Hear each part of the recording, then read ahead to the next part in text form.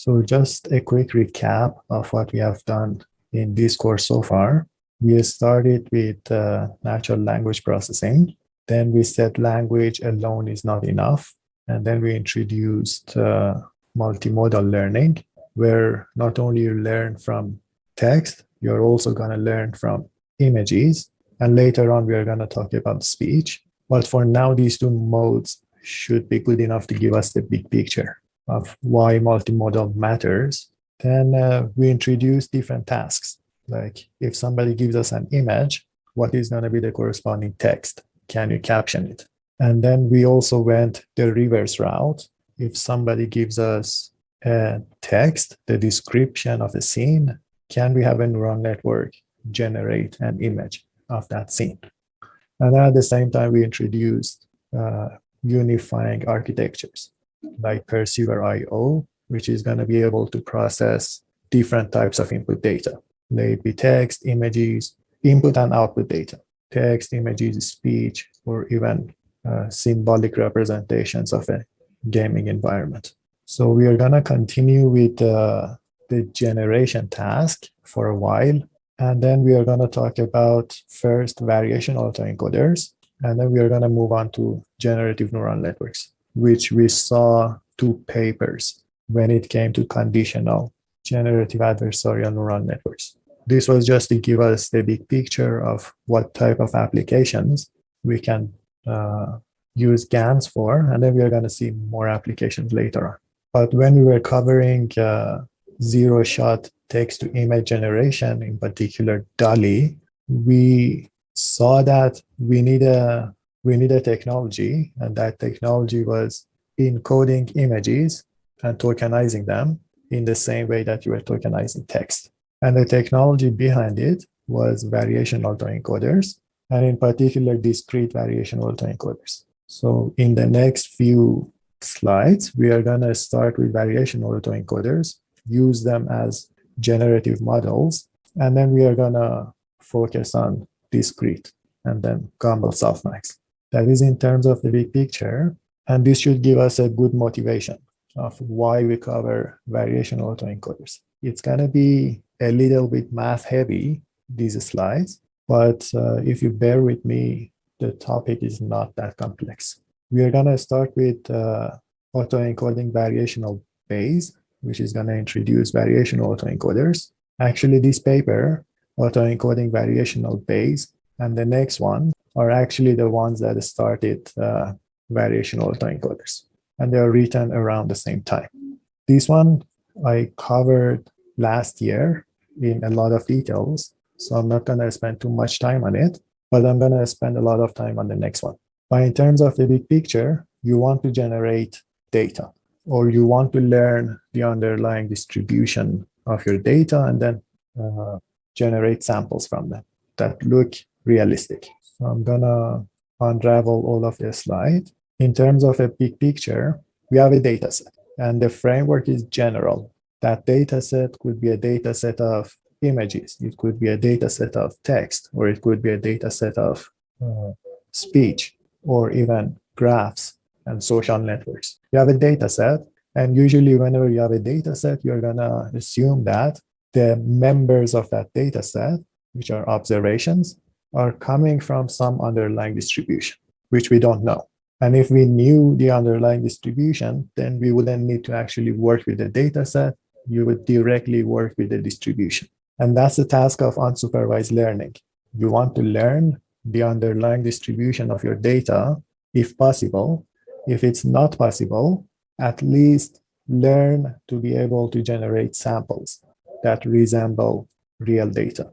We work with neural networks like input variables, because without inputs, you cannot evaluate any functions. Therefore, you're going to assume that some latent random variable exists, and it's unobserved. You don't have any data on it. If you had data on Z, then the pair of data on Z and X would actually be your supervision signal. Z could be your input, X could be the output, and then you have input-output pairs of data, which we don't have. We only have X, and they are not labeled. What you're going to assume is that you're going to assume a prior distribution over Z, perhaps a normal with mean 0 and identity. And this one is basically not parameterized. So theta, you can just get rid of it. You're going to assume a simple distribution on Z. You have your original data given Z. You can write down your likelihood, which is also dependent on the data. For instance, if your data are in the form of images, red, green, blue, in your channels, you can treat them as continuous. And whenever you have a continuous distribution, perhaps going with normal distribution is an option, or perhaps a mixture of Gaussians if you want to have multimodal distributions. So depending on the data type, you're going to write down a likelihood. Or if your data is in the form of discrete variables, discrete out of a few options, like what you do with classification, or what you do with text, where you have only a few number of vocabulary. Despite being large, you have few choices, you have finitely many choices. In those cases, this distribution could be just your softmax, or it could be a Bernoulli distribution, or a multinomial distribution, or a Gaussian distribution, depending on the data. So your prior, you have full control over it. Your likelihood, depending on the data, you're going to know it. What you don't know is the marginal likelihood. And that's exactly what you want to maximize. And why is it marginal? Because you didn't have any observations on Z. All of these variables that you're sampling are fair game, and therefore you need to marginalize them out. You need to integrate your likelihood with respect to Z. And the distribution is going to be P theta of Z. And because we are going to use a complex neural network here, taking you from a vector space to the space of images, for instance, this is going to be a nonlinear function. It's going to end up being deep, and integrating it is going to be a nightmare. Differentiating a neural network is easy, integrating it is harder. So you're not going to have a closed form solution for your marginal likelihood, the same way you're not going to have a closed form solution for your posterior. And it's not like you can say and assume that P theta of X in the denominator is just a constant and you can get rid of it. No, because it depends on theta. And theta are the parameters of your model. So it's not constant when you want to take its derivatives and do gradient descent. So you cannot compute posterior. You don't know your marginal likelihood, the thing that you want to maximize. But what you can do is approximate your posterior with a variational distribution.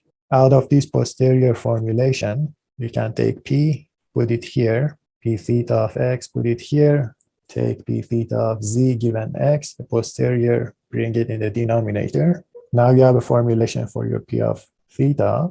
Now divide and multiply by Q. And that's exactly what you're going to do here. You want to know the log of the probability of your observations. This is your likelihood. You want to maximize it. By dividing and multiplying by Q theta, you are not changing anything. And then out of those formulations, rearranging the furniture using the definition of KL divergence and taking the logs whenever necessary, you're going to end up with a lower bound because the KL divergence is positive. This is going to end up being a lower bound. If you maximize this, you're going to maximize your likelihood. And this is going to be your formulation. This is what you're going to be maximized. And why is it useful? First of all, this is the joint distribution between Z and X, which you know. It is basically your likelihood multiplied by your prior. This time you know, and you were making some assumptions there. For instance, your prior was normal, your posterior could be normal, or a mixture of Gaussians, or whatever it is, you're going to know its formulation. You know its functional form. So this part is fine. Q phi, you have full control over it, and then you're going to assume that for Q phi, you have normal distribution. This time, it's going to take an image. It's going to give you the mean of that distribution. It's going to take the same image, give you the standard deviation of this vector, and then your Z is just normally distributed with this mean and a variance that are coming out of your neural network, or two neural networks, or a neural network with two heads. And because you made the assumption that this is normal, you know the formula for this. So you can write down this functional form. But then it's not enough. You need to keep sampling from this distribution. And the problem is we want to optimize this with respect to both theta and phi parameters. You need a gradient of this objective function. The gradient with respect to theta, this one depends on phi, this one depends on phi. You can just bring the gradient here. So you have no problem with that. The gradient with respect to phi is a little bit more complex. You cannot just take it and put it inside the integration. Why? Because your integral actually depends on phi.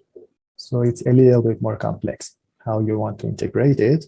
And this is where this trick is going to come in. It would be nice if you can make this integration don't depend on your parameters, and perhaps make the parameters and change your coordinate system. So it would be good if this integration is not with respect to something, a distribution that depends on parameters.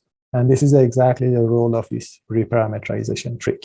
You want to sample from a distribution, but then rather than sampling from a distribution that depends on parameters, the reparameterization trick is going to enable you to sample from a distribution that doesn't depend on any parameters. This is a generic form, and this is actually what is going to be the basis for adversarial neural networks later on. But in the simple form, if your distribution is normal, you don't need to directly sample from a normal distribution with a complex mean and a complex variance, which are parameter dependent. We can sample from a Gaussian distribution, which doesn't depend on any parameters, and then modify your samples. Add the mean and the standard deviation back. And this way, this integration that you have inside this expectation is going to be with respect to this normal distribution, which doesn't have any parameters, any learnable parameters. And therefore, now you can compute your gradients and do your learning. Now, every part of this objective function you know, and you know how to differentiate. And as a consequence, you learned to sample from complex distributions and high-dimensional distributions, like the distribution of faces. Any questions about variational autoencoders? What is the task that we're using this for predominantly? The task is exactly the same as what you would do with GANs. You're going to use it to generate images. Can you use it to generate text? Text is a little bit easier. Yes, definitely. We are going to go through a paper generating text. But with text, our problem is a little bit easier because the distribution of a text is a discrete distribution. And that softmax function is already a good one. And if you think about it, when you are translating from one language to the other one, you are generating text when you are translating. That one was also a generative model. For text, probably you don't need variational autoencoders or GANs. Does that answer your question? Yes, thank you. Yeah, with text and discrete type of data, you know that softmax is a good distribution. And it's actually going to give you a closed form formulation for your distribution. But going the reverse route is a little bit harder. If I give you text, can you generate images? The other one is captioning, and we covered it. Any questions about variational autoencoders about this slide? And the other thing that I forgot to mention, here you have log of a distribution. So it's going to be log of an integral. And all you want to do is you want to end up with the integral of logs. And that's why this is not going to end up being exact. You're going to have a lower bound. Okay?